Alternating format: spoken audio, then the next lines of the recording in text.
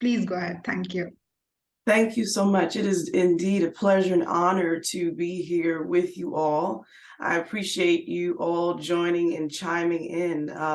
I'm currently working as a doctoral student while I am a virtual educator. I've been an educator for around 20 years and actually noticed a change over time, especially pre-pandemic and going into the pandemic, and had a kind of interest in social and emotional learning. I kind of also moved into it because of my own personal experience in terms of grief and losing so many family members during the pandemic. It kind of drove me to looking at social and emotional learning in a different aspect, kind of putting myself in the shoes of students. Like I said, I've been teaching actually for about 20 years. I've taught biology, engineering, so many subjects in the area of science, but social and emotional learning is very dear and near to my heart because as an educator for almost 20 years, I realized the actual importance of social and emotional learning. In the United States here, I'm in the South Carolina area. I've noticed, like I said, over time, students have actually been missing this particular point in terms of their growth. We know that, young children are still cognitively growing and maturing.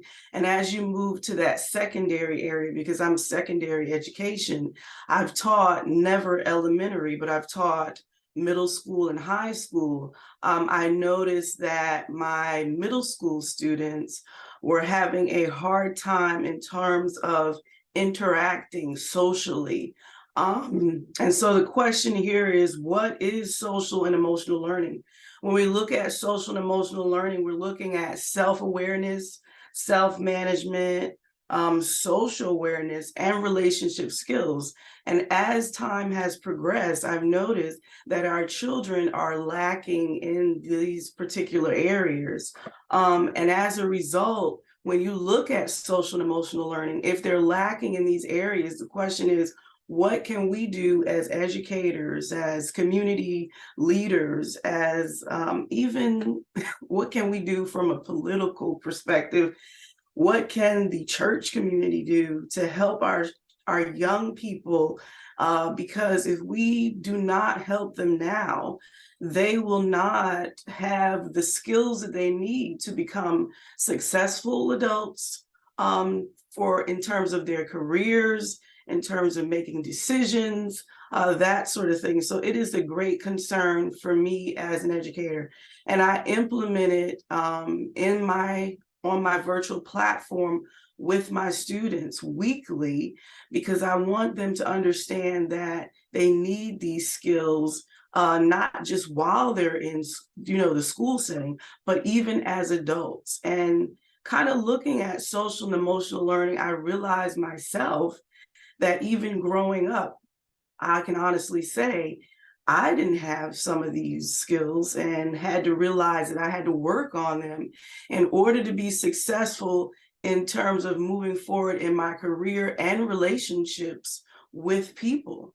And so I deem it very important. And I think there needs to be a wake-up call, because we know, like I said, during the pandemic, we didn't have face-to-face interaction with our young people. They were isolated. They didn't have, that time. And if you notice, based on research, there has been an increase of depression, anxiety. All of this has been a concern, and it has also played a major role in the mental health area in terms of mental health and awareness. And this is something that we need to not only talk about, but kind of figure out a solution to the problem. And so that's what I'm currently working on in terms of my dissertation as a doctoral student. And I'm excited about it. And also working on a nonprofit in the near future, a STEM nonprofit, which will also connect with character building, social and emotional learning. So that is just what I'm working on as an educator. I want to give back and help our young people be successful and succeed.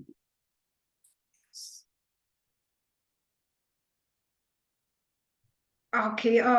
Yeah. So you have any one of you have any question or anything to add to what Ms. Cynthia have discussed so far?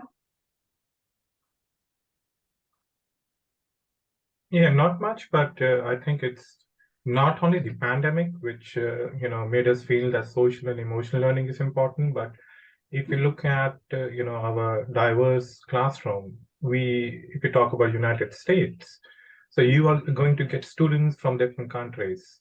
So for them to also adapt to the social environment of the classroom and be emotionally attached to your teacher, to the school and the students, social and emotional learning becomes very important. I realized the first time I was teaching the IB curriculum, that was at Pathway School in Gurugram, and it was a short period of time on maternity cover, though that was the time I was introduced with this term social and emotional learning, and I went on to do some courses from Emory University. So what I believe I was able to see, it's very important to have social and emotional learning because the students which I had in classroom were diverse, coming from various countries. So not only pandemic made them, away from social and emotional attachment to each other and with the educator, but also on the other hand, it's important to, have the ESL students, who come and, be part of a non-ESL community. So if you bring in social and emotional learning through active learning exercises, most probably starting with, two groups learning, like the think, pair, share, write, pair, share, and then put them in a group.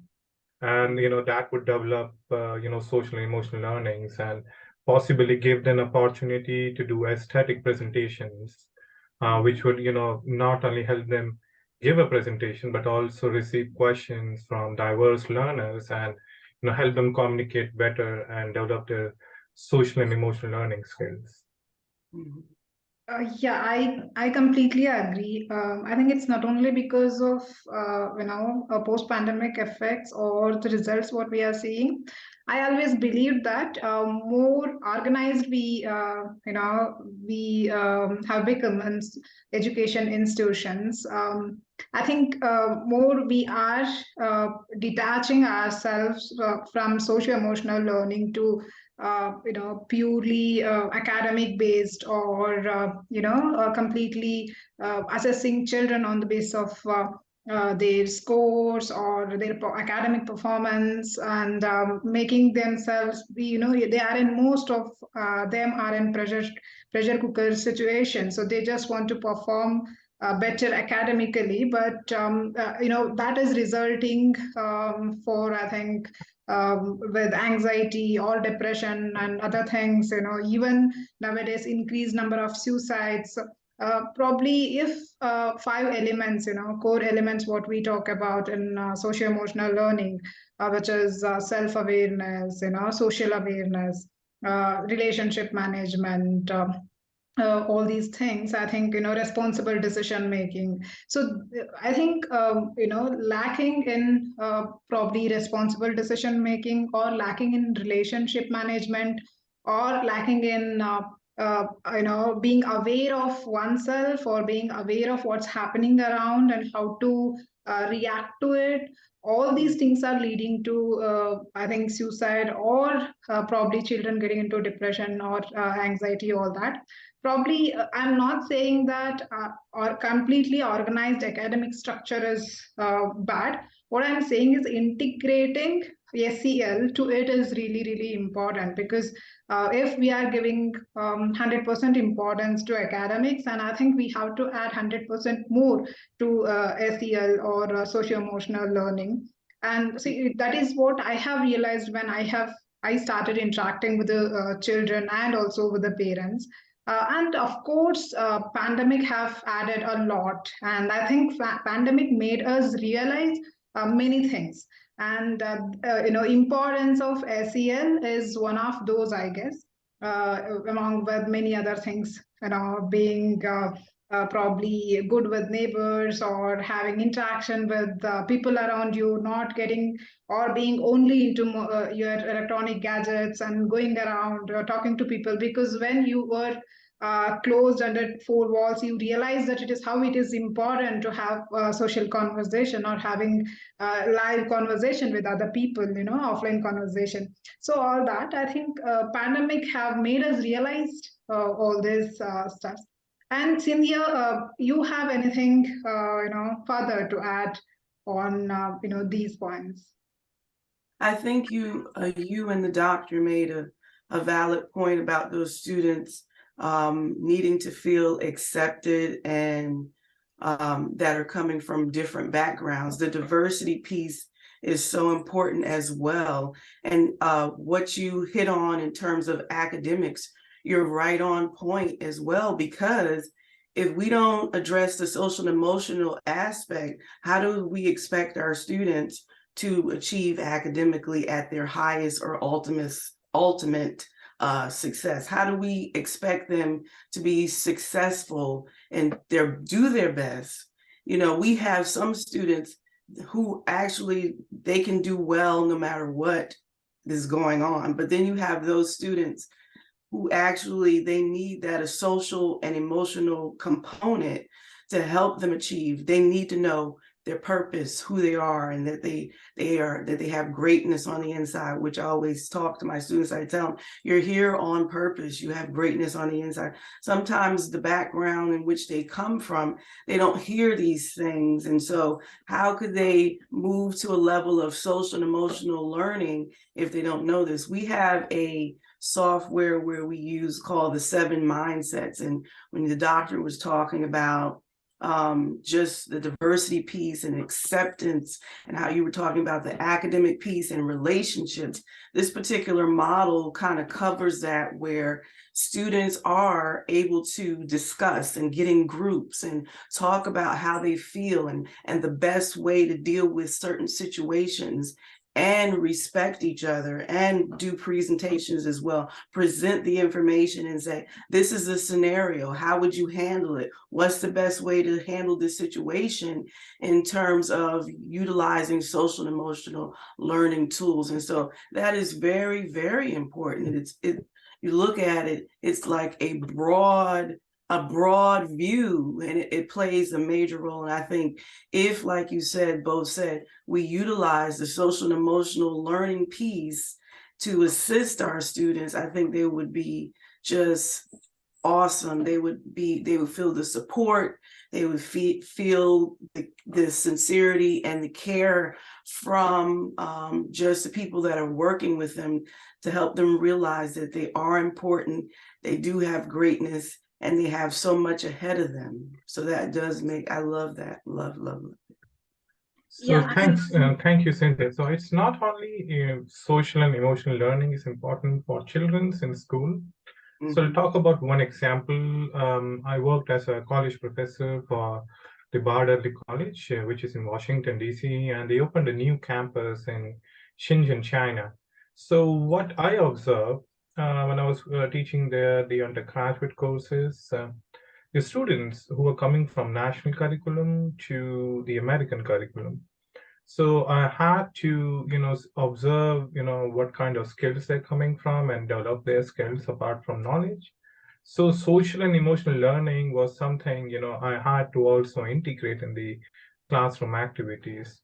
So I think about the example wherein, I was supposed to teach them about ecology and environment. And that was the best time to, add some SEM skills to them.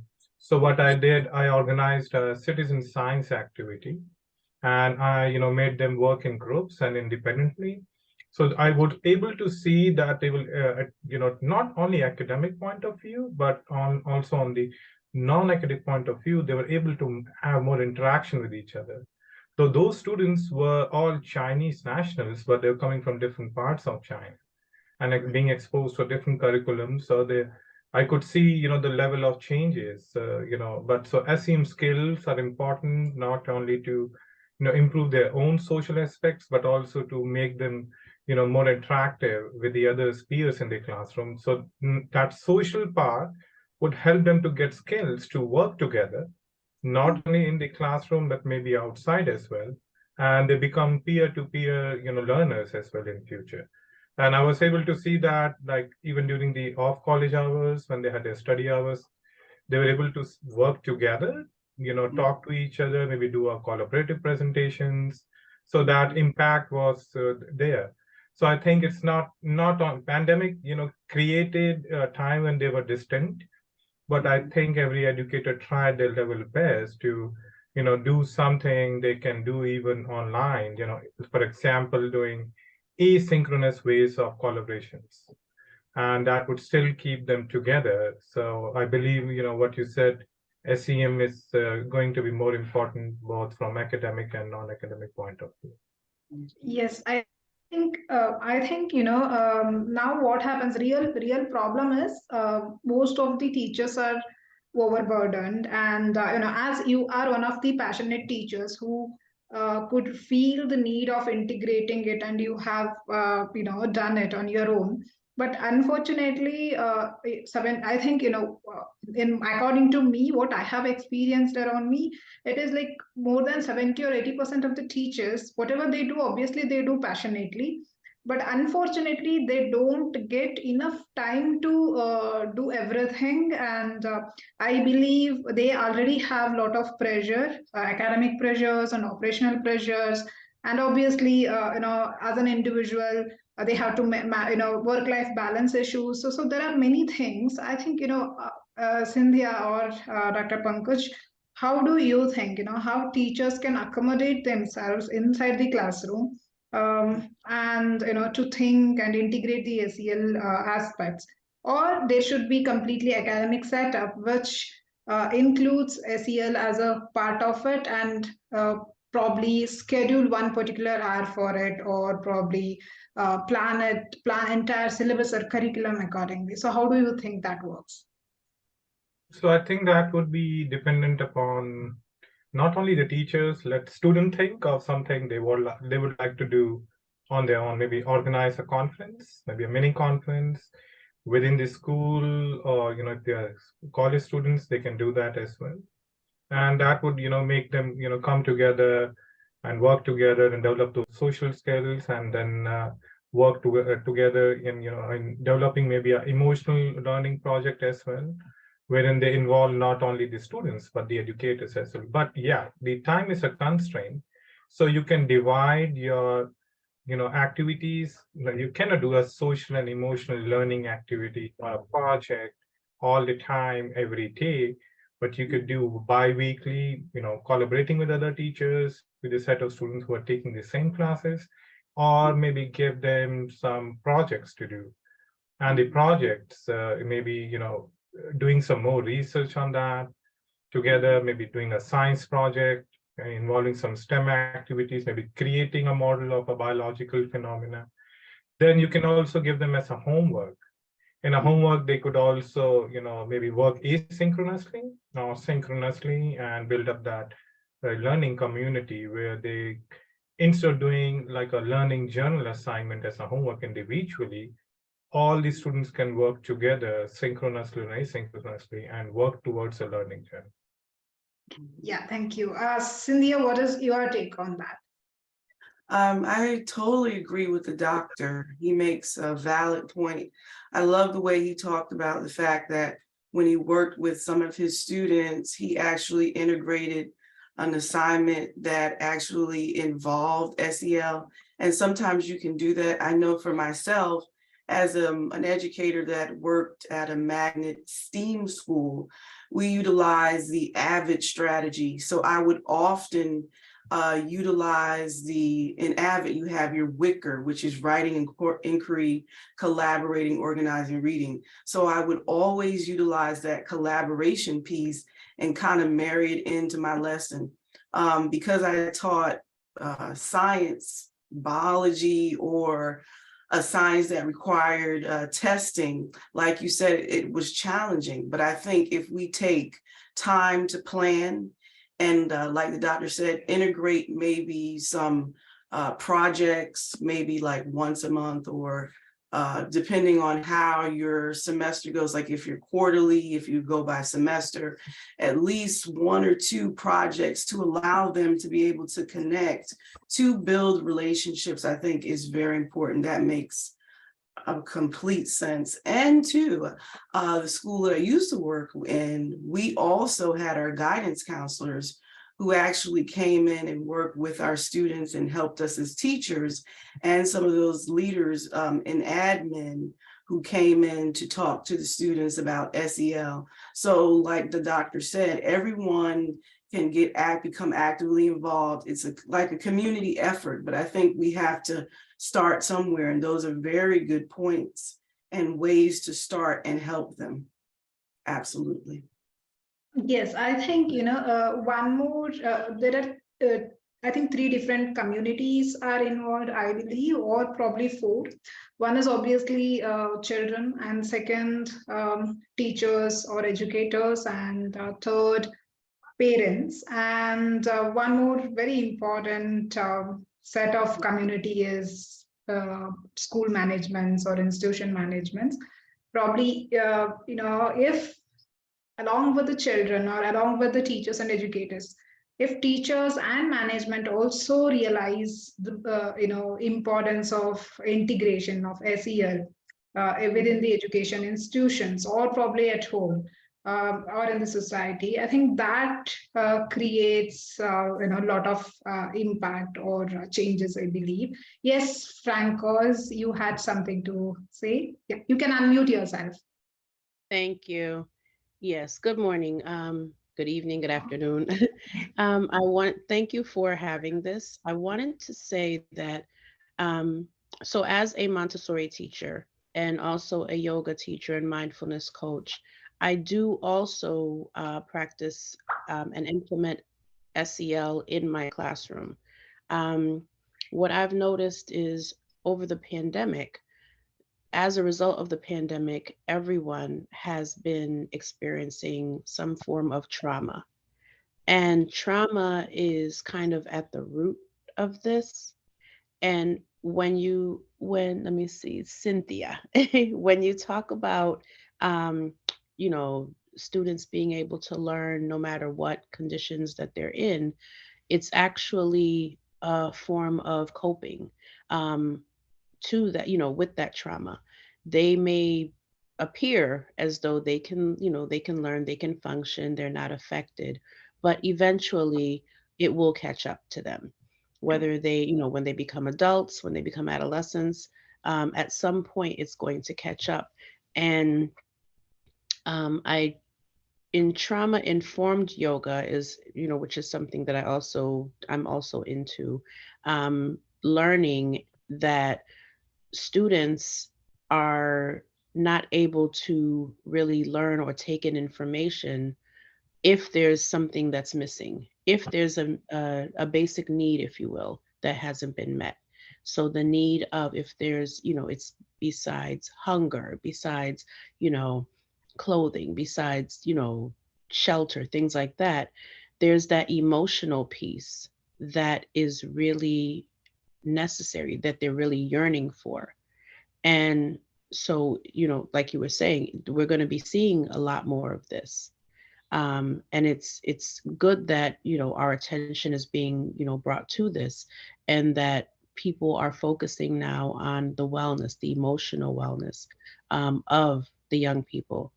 But we must not forget about the educators, the ones who are holding space um, for these young people, because the question is, who's holding space for them? True. Actually, intention, when I started these series of sessions was the same, because it's all just started with one post that I have posted on LinkedIn. I was talking about teachers' mental well-being because every government rules, regulations, or probably plans, projects, all are about children's mental well-being. But there is no one, or probably hardly anyone, is talking about teachers' mental well-being, and it is if obviously we always talk about this very particular line that you cannot pour from an empty cup. So we always but obviously we have never or probably whenever thought of focusing on teachers or educators mental well-being. And when I just posted that, I have actually received more than 50 messages to my inbox, because I was addressing it to the management and I was talking that you have counseling sessions for your children, but as corporates always have coaching sessions to their employees, why management is not doing this kind of things in school or in education institutions.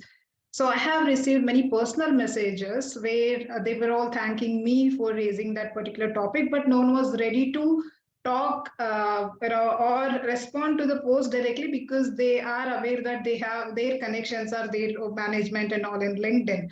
So I thought, yes, we have to talk about this, and I actually raised campaign, all that. But obviously, there was not much support from this particular community or educators, teachers, because many of them were not able to come front and talk, because they are answerable to their own management, and they obviously it is common. And then I thought, okay, let me start talking, because somewhere we have to start. And that's how these sessions started, and we have started talking something which is related to teachers, and we just thought of bringing them together, build a community. And then my major agenda was to make sure that all teachers realize that their mental well-being is really important, and if they take care of themselves. And I always believe that happy teachers create happy classrooms, and once you are able to create happy classrooms, and you are creating happy society, because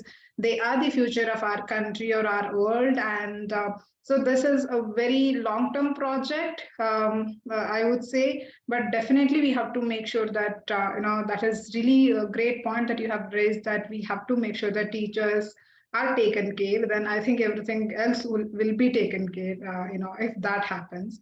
Yeah, so same here. I think, when we are talking about socio-emotional learning, we talk about 5 major elements, right? So we talk about, self-awareness, we talk about social awareness. It is, I think, relationship management and responsible decision making. So then one more aspect is social awareness. Yeah, so can you please explain one by one, so that people who watch it later on YouTube, or who are new to this concept, understand what we are actually talking about, when we talk about social emotional learning. Sure. Excuse me. Before we move on to that, if you don't mind, I kind of wanted to address, do you mind if I call you Fran? Yes. She hit it on the nail when she talked about students dealing with trauma, as well as the mindset, as well as the mental state of the teacher, because that's what actually drove me to SEL. I had encountered trauma, what they call it, cumulative grief. I had during the course, like not at the beginning of the pandemic, but like it was 2022. I had an unexpected death. My brother passed, and then 2020, it was actually 2021, he passed unexpectedly, October. And then from there, it was my father-in-law. It was 2022, January. And then after my father-in-law, it was my mom, February 2022. So with all of that and working as an educator, we get certain time off where, you know, we get to make preparation and deal with the grief. But in all actuality, we're not necessarily dealing with it. We're, like she said, like Fran said, we're coping with it in order to move forward. But what I found is, it was actually one day you made mention of the leadership in the building or the folks in the building, you know, saying something. We had a social worker who would periodically send out an email and she'd say, hey, are you okay? She'd send it out like school-wide. Hey, are you okay? And she'd send like an emoji with a smiley face, a frown, you know, a mad face. And this particular day, I said, no, I'm not okay. And I went to her and we had a real discussion. I expressed to her, you know, that I was very disappointed in the leadership in my building, in terms of how they handled what I was going through, because I didn't feel like I had the support from upper leadership. It was like, okay, when are you coming back? Or how many days will you be gone? It was not, how can I help you? Do you need any assistance in terms of counseling? And so the great thing about it is I already had a therapist, because I was dealing with caring for an elderly parent who had been experiencing dementia, and just going through that and seeing the change was hard for me. So I already had a therapist. So because of the therapy and understanding my space, and that goes to self-awareness, I was aware, you know, of what was transpiring in my life, and I knew I needed help and I knew to reach out for the help. So when we look at self-awareness, self-awareness is being aware that, yes, I need help. Oftentimes, if we look at ourselves as adults, like the panel was saying, we don't want to say we need help. But when we look at self-awareness, we need to be aware, okay, I need help. And I was able to say it. I was able to verbalize it. I was able to get the help I needed. And if you think about it, what about the ones that don't? They don't have the capacity to get the help that they need. Then they go into these areas like you were saying, depression, suicide, that sort of thing. And then self-management is one where I understand, if I'm not having the best day, I know for myself that I'm not going to be able to manage this situation. So I've learned how to walk away, take a break, and return when I'm able to handle the situation. And then we look at social awareness. Who's around me to support me? Who's around me that's going to give me the support and the encouragement, and not just, are you okay? You know, do I need to sit with you? And if you believe in prayer, do I need to pray with you? Your community is so important when you're dealing with trauma. And so that is very important. And then relationship skills. If I didn't have the relationships prior to the trauma, I would have been in a mess. So this is all important in terms of social and emotional learning, building those relationship skills, building the social awareness, building self-management and self-awareness, like I said, and social awareness, excuse me, is very important, because there may come a time when you need those to pull on those folks or that community to help you get through whatever the situation is.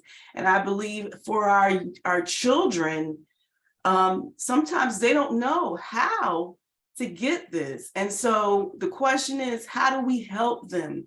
How do we let them know, okay, it's okay if you're feeling this way, if you're not feeling your best, if you need to sit and talk with someone, or you just need someone to listen.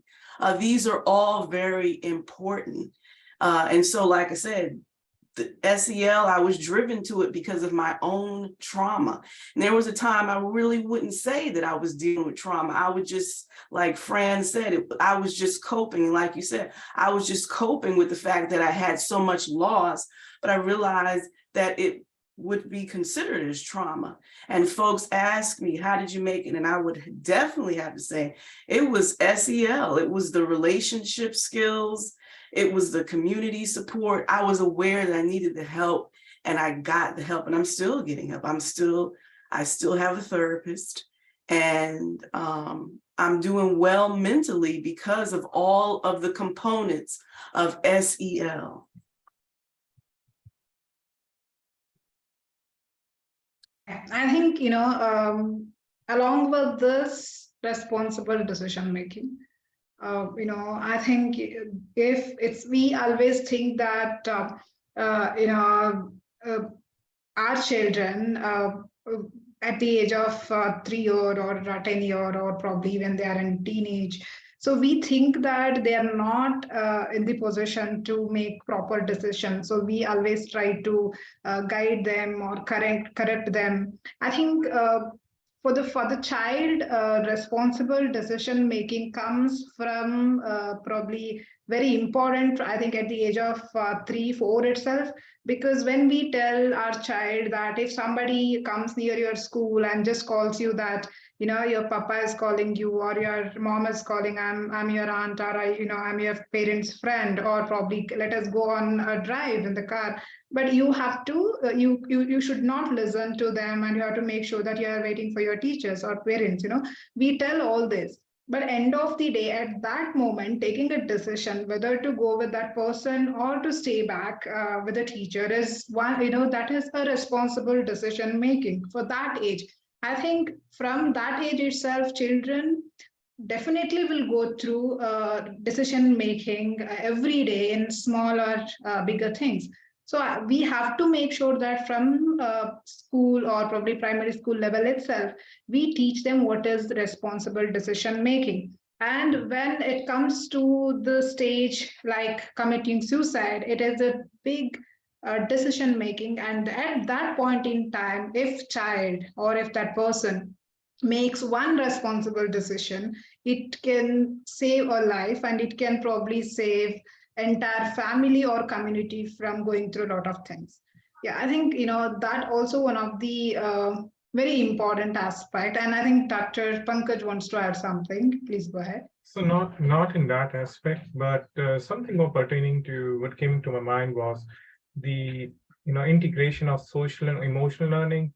I think it's very important at the school level, because the number of students we see in a school are more than what you expect in a university or a college.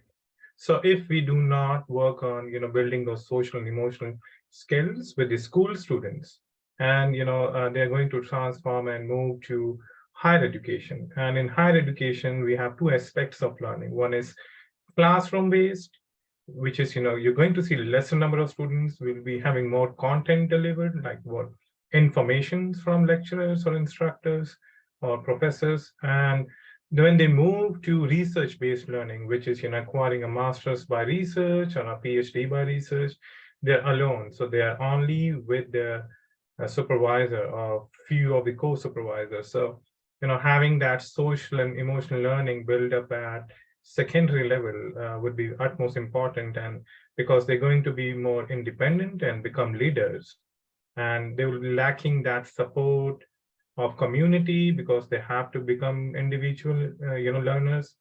And like you talk about, Cynthia, there are times you also need support of community for social and emotional learning. So nowadays, community-based learning. So for example, when I was at the University of Southern Mississippi, where I started my career as educator, I was going under a science education program funded by National Science Foundation. Then at that time, what I saw that we were building up a regional and national science fairs. And the main context behind that, as supervised by Professor Sherry S. Helen, was to build up the social and emotional skills of students, and also make the parents contribute towards the social development of students. So I believe it's not only up to the level of the education, but yes, it decreases. Second is, it's not only up to the educator who has to impart all those skills. It's also sometimes the responsibility of parents to be with them and participate in community-based learning. Yes, I agree. I think, yeah, Frank, you have something to share? Yes, thank you. I wanted to say that bringing it back to social emotional learning and the classroom, it's important that we do incorporate social emotional learning, that aspect in our school day every day. Um, so what I do in my classroom is, I was saying this in a different session that you had, um, that I teach yoga and I have a yoga mat in my classroom, and I keep it in a certain area, and there's a basket, there's, yoga cards, of different poses, and children are invited and welcome to go to that area and utilize that yoga mat whenever they feel necessary. And sometimes children will come into the classroom, and first thing, they come in, they wash their hands or they use the bathroom or whatever, and they say, I need yoga. And it doesn't necessarily mean that they're going to do a posture or a pose, but they simply need to sit and be still and collect their thoughts and just be mindful and just breathe and just be. And I think that that's very important, to be able to teach children and also be able to hold space for them so that they can collect their thoughts and self-regulate, if you will, and then they'll be able to start their day, or even during the day there may be a point where they need a moment. As adults, we need a moment. And sometimes, like you were saying, Cynthia, before, you know thank goodness you had a therapist already when you were experiencing your grief and your loss.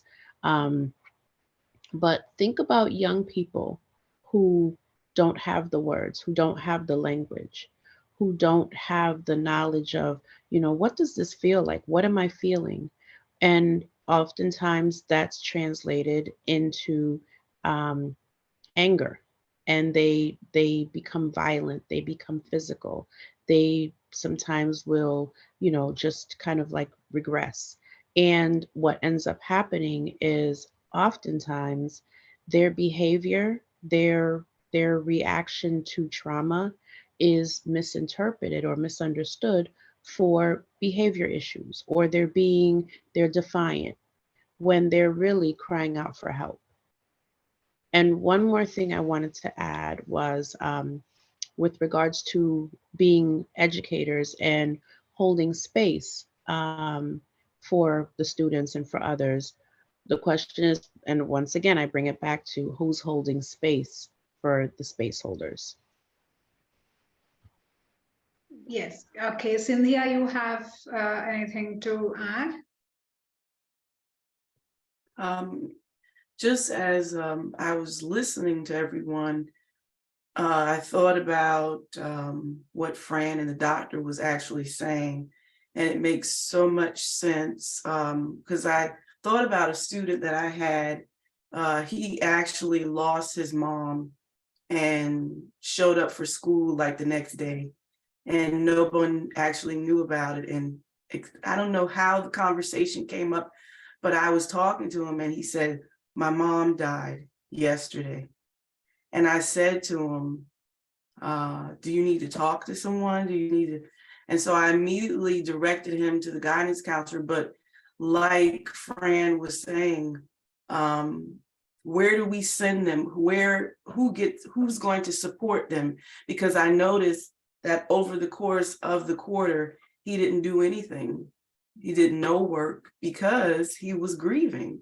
And there really wasn't anyone to help him with the grieving process. And it was kind of sad. And so that is a great question. Who's gonna help them? How are we gonna get them help? Every school, I think, should have, like Fran was talking about, she has like an area where they can go and they can meditate. We should have a room of meditation, or a room where they could just go and sit, collect their thoughts, and just talk if they need to, and just have someone listen. I think it's important. We should think about having these areas in schools for the students and the leaders, because like we said, what about people, educators, or people that are going through different situations that, you know, the ones that are in the trenches with the students. What about us? So that you guys are really on point. Yeah. Yes, Dr. Pankaj, you have anything to add? Yeah, I think the overcoming the problems of lack of social and emotional learning skills can be, I think, solved by maybe two ways. One is having in sciences especially, wherein, for example, when I was teaching at a college in Thailand, they were talking about how to learn more about the environment and how to care about environment. So there, the aspect of social and emotional learning came in, and the students organized a waste management system on campus using, some of the bottles. So they created bins, they created signboards. So coming to that, for the STEM point, and then, we need to have teacher trainers, especially for sciences, wherein, they teach the aspects of STEM, because that involves a lot of creation, a lot of communication, lot of social activities, the emotional attachment towards a project. Not only that, we also need to have trainers who would be able to integrate SEM to that. So I think the major problem with the solving the school education or even at higher education with the STEM integration would be producing more teacher trainers, who would be teaching the forthcoming teachers, who would be integrating this SEM activities. Yeah, I think that would be the great idea, and also we can, for I think if you take any other aspect, any other subject, from primary level to the university level, you have opportunity to create an environment where children come together and work with each other, rather creating only competition. It is really important creating the collaborative environment so that they be there for each other, and you know um, they try to have empathy and probably support, understanding of each other. Yeah, Cynthia, I think we have just few more minutes, so if you have anything to conclude with, you can go ahead. Um, I just think this is an awesome panel. Just the ability to be able to share our thoughts and experiences across the board is just basically amazing. When we talk about SEL, it is definitely something that is not going away. And as we move forward in terms of education, whether it's higher education or public education, whatever it is, I think SEL is going to be around for a long time. People are going to be utilizing it even more. And I see in the future that there will be more discussions about it. And I do believe as well that possibly schools will start hopefully taking a look at incorporating it as a curriculum piece in the building, because it is so needed. And it, like I said, it's a pleasure to be here today. It was a pleasure to listen to everyone's feedback. It has really motivated, encouraged me. And I just thank you for the opportunity. Thank you. I think here on the Zoom, we have very less people, so I can obviously thank by name. Especially, thank you so much, Cynthia, for accepting and for making it happen, and for sharing a lot of great inputs. And thank you so much for adding a lot of valid points, Dr. Pankaj and Frank, both of you.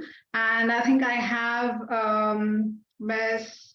Mariani, if I'm pronouncing it right. Maria, thank you so much for joining in from Sweden.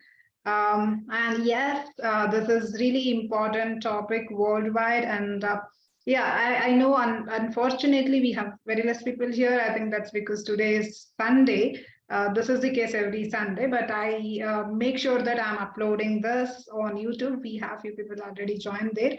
So I will upload the recording, and please share with all the teachers, our educators, or probably whoever have to know more about SEL.